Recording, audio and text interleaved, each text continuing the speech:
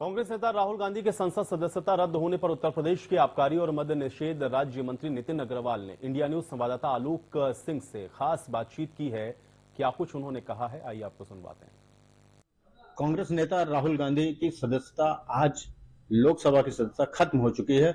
उसी सिलसिले में बात करने के लिए हम हैं उत्तर प्रदेश के आबकारी और मद्य निषेध राज्य मंत्री स्वतंत्र प्रभार नितिन अग्रवाल हमारे साथ हैं। हम जानेंगे कि किस तरीके से जो सदस्यता खत्म हुई है, यह सदस्यता लाया कौन था और किस तरीके से क्या पूरा मामला था जो खत्म। देखिए, ये तो कानून जब देश में यूपीए की सरकार थी और मनमोहन जी देश के प्रधानमंत्री थे, चिदम्बरम जी देश के वित्त मंत्री थे, ये कानून तो उस सब वो सरकार लेकर आई थी। और उस वक्त आपको ध्यान होगा कि जब ये ऑर्डिनेंस पार्लियामेंट में लाया जा रहा था कि इसको 2 साल को बढ़ा के इसको 5 वर्ष कर दिया जाए, तो उसका सबसे बड़ा विरोध, कड़ा विरोध किया, अगर किसी ने किया था तो राहुल गांधी जी ने ही किया था। उन्होंने उस ऑर्डिनेंस को फाड़ा, कुछ कॉपी को फाड़ा था, मीडिया के सामने फाड़ा था, ये सब पूरे देश के सामने है। अब उसमें दिक्कत तकलीफ क्या हो रही है, जब कानून आपने बनाया और उस कानून के तहत आज आपकी सदस्यता चली गई है देश में, तो फिर विरोध प्रदर्शन किस बात का कर रहे हैं आप? किस कांग्रेसी नेता ये कह रहे हैं, कई नेता ये कह रहे हैं कि ये बदले की भावना से बीजेपी काम कर रही है। तो ये तो वो ऐसा है, बदले की भावना से बीजेपी काम कर रही है, ये तो आरोप वो पिछले 8 वर्षों से लगा ही रहे हैं। और उन्होंने क्या किया था?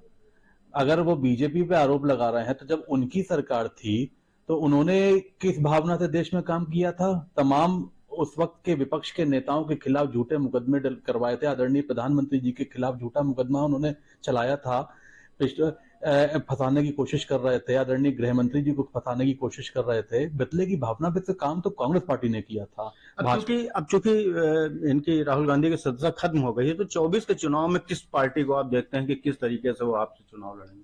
देखिए, चुनाव तो होगा, कांग्रेस पार्टी चुनाव लड़ेगी, हम लोग चुनाव लड़ेंगे। आदरणीय प्रधानमंत्री जी के नेतृत्व में देश में चुनाव होगा, हम लोग उनके नेतृत्व में चुनाव लड़ेंगे। और मैं आज आपको फिर से कह दे रहा हूं, देश की जनता का विश्वास आदरणीय मोदी जी के साथ में है।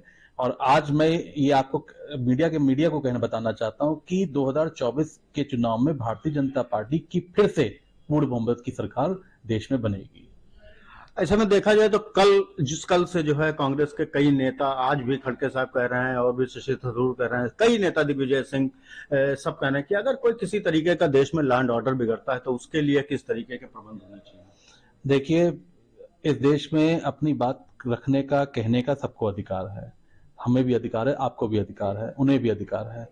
लेकिन अपनी बात कहने के एवज में, आड़ में, अगर आप देश में कानून व्यवस्था खराब करने की, माहौल खराब करने की कोशिश करेंगे, कानून को हाथ में लेने की कोशिश करेंगे, वो आपको बिल्कुल नहीं करने दिया जाएगा। सरकार सख्ती से निपटेगी। और मैं आज फिर कह दे रहा हूं कांग्रेस पार्टी के लोगों से, आपने अगर देश में दंगा कराने की कोशिश करी, माहौल खराब करने का कोशिश करी, तो कड़ी कार्रवाई आपके खिलाफ होगी। तो आपने देखा, ये थे नितिन अग्रवाल जो कह रहे हैं कि चूंकि ये कानूनी प्रक्रिया थी और पूरी जो प्रक्रिया थी, इसको लाने वाले भी कांग्रेस ही थे, तो उनको आखिर कष्ट क्यों हो। जाहिर सी बात है कि हो सकता है कि किसी भी तरीके से लॉ एंड ऑर्डर बिगड़ने की कोशिश हो, उसमें सीधा कहना है कि सरकार लॉ एंड ऑर्डर से मजबूती से निपटेगी। हरदोई से आलोक सिंह की रिपोर्ट।